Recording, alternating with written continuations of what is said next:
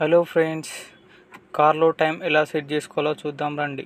ఈ కార్ వచ్చేసి Maruti Swift Dzire. ఇగో ఇలా 2 బటన్స్ ఉంటాయి ముందట. 2 బటన్స్ ఒకటేసారి నొక్కాలి. నొక్కగానే అక్కడ టైం అనేది బ్లింక్ అవుతుంది. చూసుకోండి, అలా టైం అనేది బ్లింక్ అవుతుంది.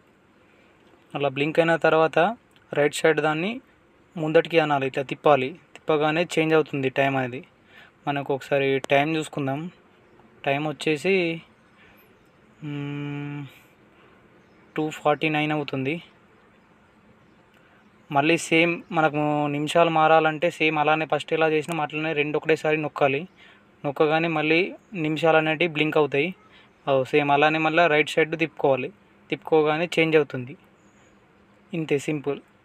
ఈ వీడియో కానీ మీకు నచ్చినట్టయితే please like, share and subscribe my channel Srinath creations. Thank you for watching.